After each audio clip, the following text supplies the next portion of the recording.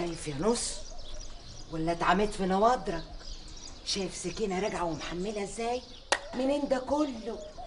سرقت ولا نهبت دي؟ يا وليه يمكن ربنا فرجها عليها. منين؟ هي السما بتشتي فلوس؟ دي مش لاقية اللضا. يا وليه قطعت الارزاق، مسيرها تيجي تنفعنا. ما انت طول ما انت قاعد على بابها كده مش هيجيلنا الرزق يا نص. اعترض بقى على خلقة ربنا.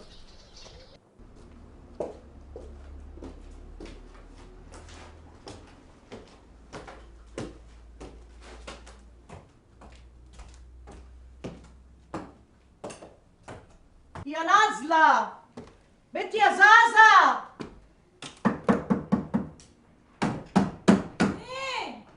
مين اللي بيخبط؟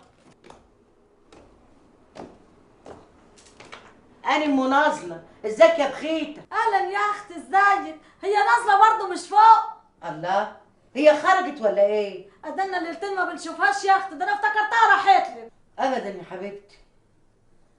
يا ترى البت دي راحت فين؟ عايزين نشور على بعض في شغل جديد. كان شاحة ابوك، الشغلانه دي محتاجه الهداوه. ايوه مش ورا بعضه كده يا ابو بديعه. ايوه طيب نحضره اللي عليها الدور عشان ما ندكش ونتسربع. مش عايزين نكرسه روحنا، الشغل ما فاتش عليه غير 4 ايام بس. حسب الله، من غير رساله مش هنوصيه.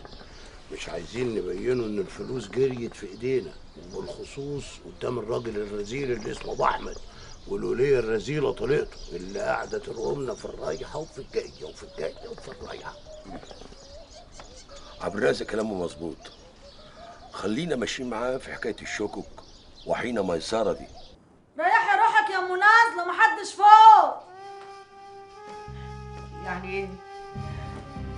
معقولة ما رجعتش لحد دلوقتي؟ انا الفار لعب في عبي، طلعت انشر الغسيل لقيت غسيلها لسه على الحب، لميت. طب ما يمكن يا اختي رجعت وغسلت ونشرت. لا كانت خبطت عليا. طب انت ما شفتيش حد فات عليها يوم ما خرجت ولا حد جالها؟ جات لها البت بنت راجل اللي ساكنه في حاره النجم. ودي عايزه منها ايه البت دي؟ كانت عايزاها تروح عند امها وتودي لها الجلابيه معاها، وبعد شويه سمعت بنتك بتتكلم مع واحد وبتقول لها احنا هنفوت عليه، وبعد شويه سمعت باب الشقه اتفتح وسمعت نزور رجليه. يا ترى انت فين يا بنتي؟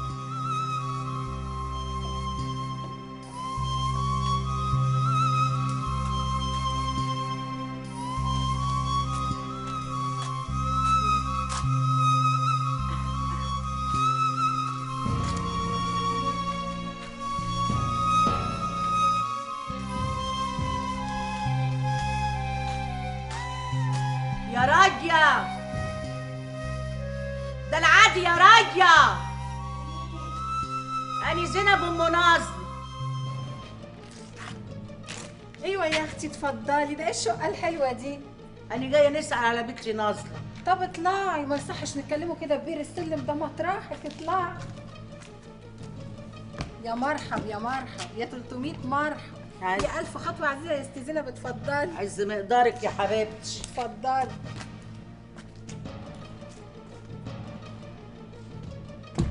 العواف. يعافيكي يا اختي، اتفضلي. ده سي حسب الله جوزي. اهلا وسهلا يا مرحب. تعالي يا اختي اقعدي على الدكه دي، اتفضلي.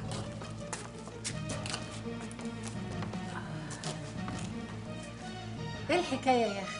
بنتي نازلة غطسانة اديلها 4 ايام. يا لهوي، تكون راحت فين دي؟ أنا جاية نسألك عليه.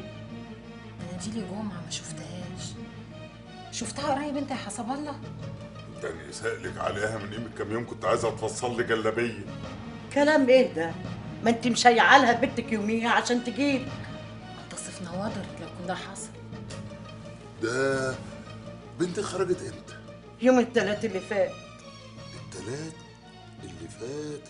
التلات اللي فات مش ده اللي رحنا ابو قير نزور فيها ابو الوفا؟ ايوه قريبه العيان، ومسكوا فينا للغدا ورجعنا بعد المغربيه. بس انت عليكي شهود يا راجل. شهود عليا يعني؟ من دول؟ الولية بخيطة السعدية اللي ساكنة تحت بنتي نازلة، شافت بنتك ساعة ما جت ونادت على نازلة بنتي وطلبت منها انها تجيلك ومعاها الجلابية.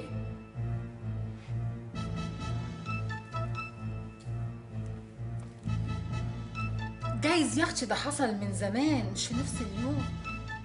وبعدين ما انت عارفه يا منظر لا مؤاخذه ان بنتك راحه جايه عندنا كتير يعني. وهنبعت لها في اليوم ده ليه؟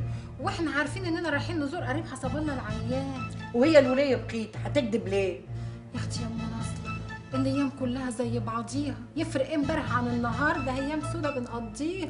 إذا بنتي ما رجعتش أو جرالها حاجة أنا هنلزمها منك. تلزميها مناني؟ تلزميها مناني ليه؟ ده العادي كده لأن أنت دايما كنت مخيلاها وكل يوم والتاني تعالي فصلي لي، تعالي خيطي لي، وكل الناس عارفين إنها دايما عندكم. وأنا بقى هنروح للحكومة نبلغهم يشوفوا شغلهم. استني بس يا مناصبة، استني يا مناصبة، اسمعيني يا ام مناصبة. استني يا ست مناصبة، وحياة ناصلة عندك لا تستني لما اقول. عايز تقول إيه؟ أنا مش فاهم أنت زعلانة مننا ليه؟ يعني هنكون خبيناها منك؟ أنا عارفة بقى، يعني هي هتكون راحت فين؟ الأرض انشقت وبلعتها؟ يعني عارف، بس بنتك كانت بتيجي وتروح عندنا كتير. كل اللي بينها وبين ريا مراتي، خدي الجلابيه دي فصليها، خدي الجلابيه دي قصريها. بقى احنا يا محاريم بتيجي عندنا، الا ما عمر حد جه قال لنا انتوا وديتوا بنتي فين ولا مراتي ولا اختي. تعالي بس، انا هخليك تشوفي بنفسك عشان تتاكدي لحسن تقولي ان احنا مخبيين بنتك كده ولا كده. تعالي خش. ايوه يا حاجه.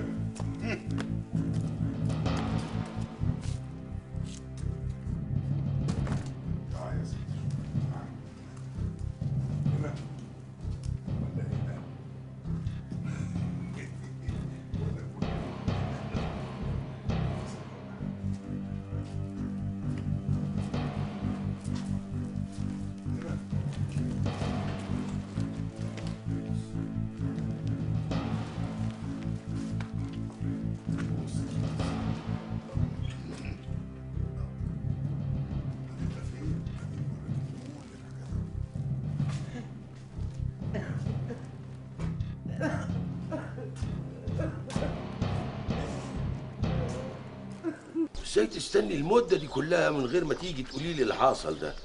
انت ما تعرفيش نازله غاليه عليها قد ايه. انت ما شفتهاش قريب يا معلم عرابي؟ انا شعت لها مرسال من قيم الجمعه. انت عارفه انه ما خلصنيش ان اروح لها البيت قدام جيرانها، ان راجل اعرف الاصول. ما علينا، كانت دايما ترد على المرسال انها مشغوله مش قادره تيجي عشان نشوفها. فاني نقول لنفسي معلش لقمه عيش اما تفضل. النهارده أنا كنت هنقوم نروح لها البيت، أصلها وحشتنا الست زينب. ساعة ما قلت لي الخبر الشوم ده أنا مش قادر نتلم على روحي. طب شور عليا يا أخويا، نعمل إيه في المصيبة اللي أنا فيها دي؟ سيبي لي أنت الموضوع ده، وأنا هندور عليها من تحت تقطيع الأرض ومش هنقب إلا لما أعثر عليها.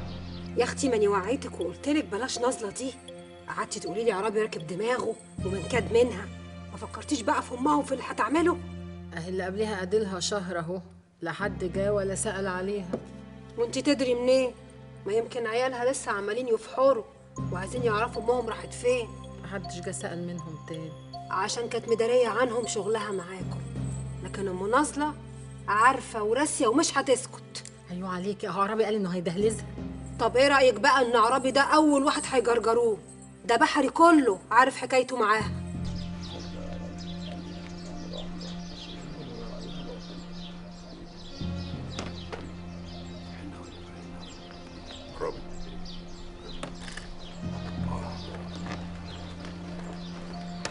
مرحبا مناصلة. عملت إيه يا معلم عرابي؟ عرفت حاجة؟